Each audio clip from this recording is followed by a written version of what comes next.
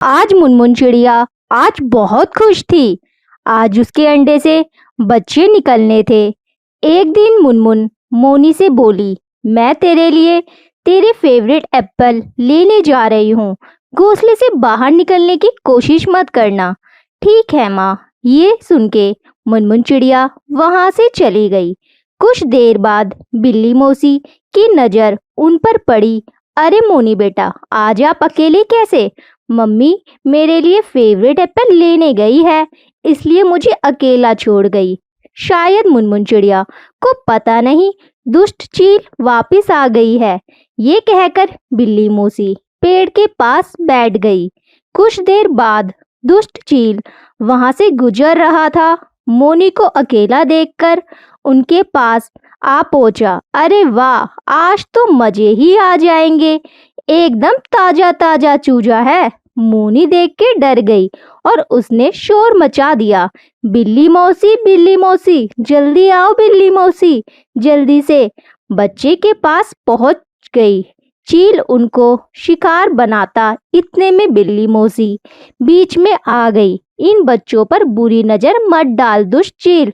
अगर इन्हें कुछ किया तो मेरे से बुरा कोई नहीं होगा। आज तो तुम बच्चे बच गए, आगे कैसे बचोगे? कुछ देर बाद जब मुनमुन आई, मोनी से उसे सब कुछ बता दिया। बिल्ली मौसी, आपका बहुत शुक्रिया। बिल्ली मौसी, अगर कभी तुम पर ऐसी मुसीबत आई तो हम भी आपकी जान बचाएंगे। कुछ दिनों बाद बिल्ली पेड़ के पास बैठी केले खा रही थी। तभी एक बंदूक की गोली उसके पैर पर आके लगी। मेरा पैर! बिल्ली की आवाज सुन के मुनमुन चिड़िया वहां आ जाती है। बिल्ली मौसी, आपको तो गोली लगी है, इसका मतलब शिकार यहीं कहीं है। इतने में चील देख जाती है। उसको देख मुनमुन भाग जाती है। उसने बिल्ली मौसी को अपना शिकार बना लिया। मुनमुन बैठी पेड़ पर सब देख रही थी। मुनमुन जल्दी से कालू कौवे को बुलाकर लाती है और कालू कौवा तेजी से चील के ऊपर उड़ के जाता है।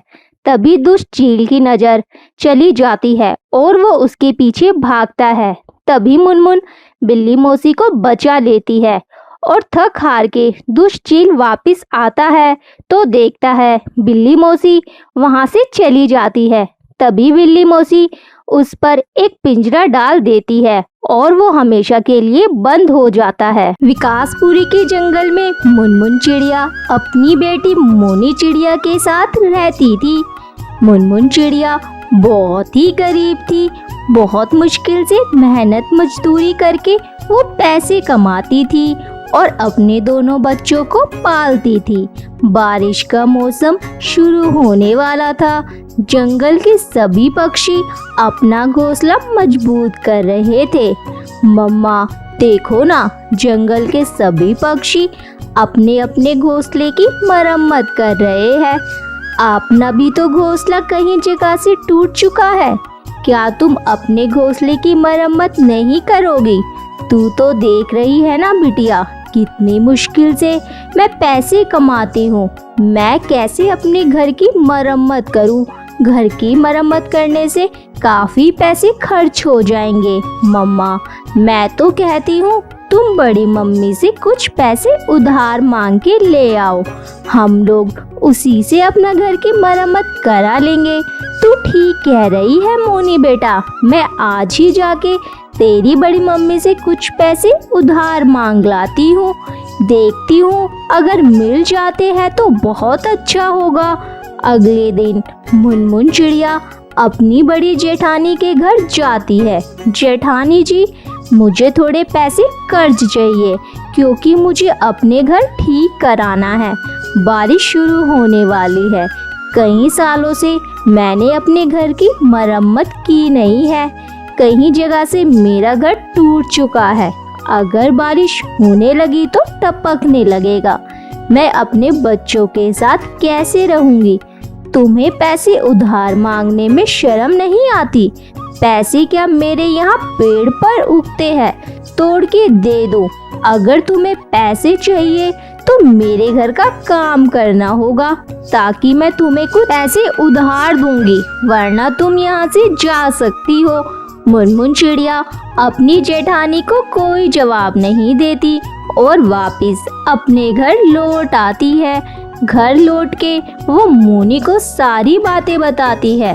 मुनमुन चिड़िया अपनी बेटी से बात कर रही थी कि तभी बहुत जोर जोर से बारिश शुरू हो जाती है और उनके घर में पानी टपकने लगता है।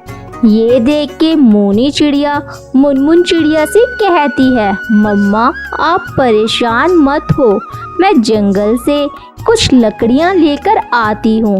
इतना कहकर मोनी चिड़िया जंगल की तरफ निकल जाती है। रास्ते में बहुत तेज बारिश हो रही थी।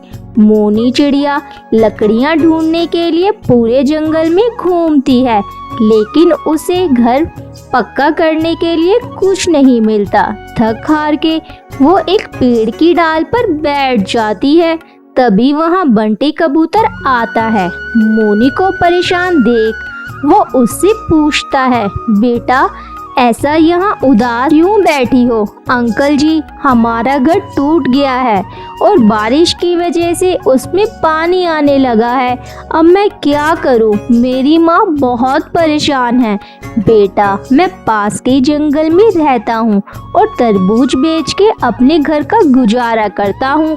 मेरे पास तरबूज की बहुत सारे छिलके हैं, उसके छिलके बहुत मजबूत होते हैं, तुम चाहो तो उससे घर बना सकती हो। ये सुन के मोनी चिड़िया बहुत खुश हो जाती है और बंटी कबूतर से तरबूज लेकर अपनी माँ के पास जाती है। माँ ये देखो मैं क्या लेकर आई हूँ, हम अब तरबूज के घर में बनाएंगे और उससे आराम से रहेंगे। बेटा तूने तो बहुत अच्छा काम किया, चल अब मिलकर अपना घर बनाते हैं। फिर दोनों माँ बेटी तरबूज से अपना घर बनाती है और उसमें रहने लगती है। सभी पक्षी उनके घर की तारीफ करने लगते हैं और दोनों माँ बेटी तरबूज के रामपुर के जंगल में मुनमुन अपने बच्चों के साथ रहती थी। कालू कौआ बर्गर बेचा करता था। जंगल में बारिश का मौसम शुरू हो गया था। कई दिनों से लगातार बारिश हो रही थी। ए भगवान, कई दिनों से मूसलाधार बारिश हो रही है और घर का राशन भी खत्म हो चला है और आज मैं बर्गर बेचने भी नहीं गया तो बच्चों को क्या खिलाऊंगा? चाहे कुछ भी हो जाए, मुझे अपने बच्चों के लिए बर्गर बेचने जाना ही होगा।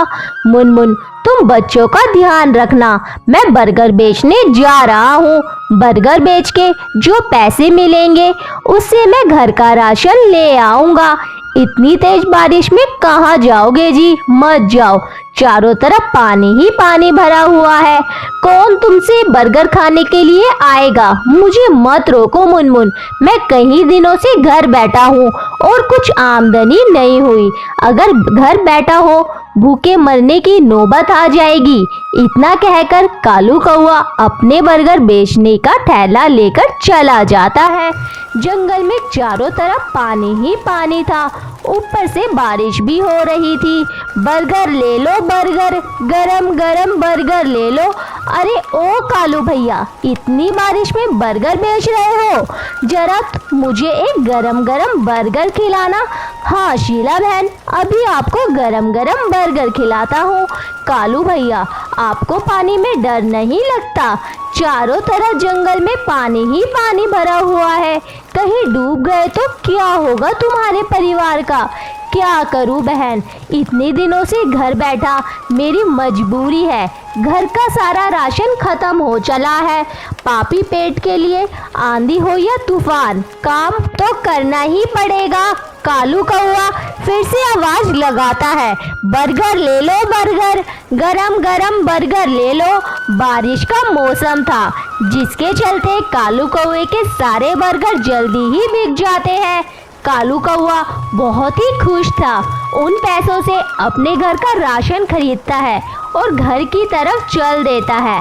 लेकिन रास्ते में ज्यादा पानी होने की वजह से उसका पैर फिसल जाता है और वो पानी में डूबने लगता है। उसका सारा सामान पानी में बहने लगता है। उस सामान को पकड़ने के लिए पानी में इधर उधर जाने लगता है। पकड़ो मेरे राशन को, सारा सामान पानी में बह गया। मेरे बच्चे क्या खाएंगे? कालू अपने सामान पकड़ते पकड़ते काफी दूर चला जाता है। 1-2 दिन बीत जाते हैं, लेकिन कालू कौवे का कोई अता पता नहीं था। मुनमुन और बच्चों का रो रो के बुरा हाल था। पिंकी के बापू कहाँ हो? पिंकी के बापू जल्दी से घर आ जाओ, मुझे बहुत डर लग रहा है। मुनमुन की आवाज सुनकर शीला तोती और सुंदरी कवि भी वहाँ आ जाती है। सुंदरी उसे सारी बात बताती है। तुम पागल हो गई थी क्या मुनमुन? चारों तरफ जंगल में पानी ही पानी भरा हुआ है, ऐसे में कालू को बर्गर बेचने क्यों जाने दिया? तुमने सब तुम्हारी गलती है। फिर सुंदरी कवि वहाँ से चली जाती है। अचानक से मुनमुन का घर टूट जाता है और पानी में गिर जाता है और मुनमुन पानी में गिर जाती है। तभी बबलू आकर मुनमुन को बचा लेता है और उन दोनों को एक ऊंची जगह पर ले जाता है। वहाँ मुनमुन का पति भी था। मुनमुन अपने पति को देखकर खुश हो जाती है। आप यहाँ हो, मैंने तो आपकी उम्मीद ही छोड़ दी थी। मैं राशन लेकर घर लौट रहा था, तभी तेज पानी मुझे बहकर ले गया। कुछ दिनों बाद बारिश रुक जाती है और मुनमुन बारिश की गीली मिट्टी से अपने घर ऊंचे पेड़ पर बनाती है। फिर मुनमुन का पूरा परिवार घोंसले में खुशी खुशी रहने लगता है।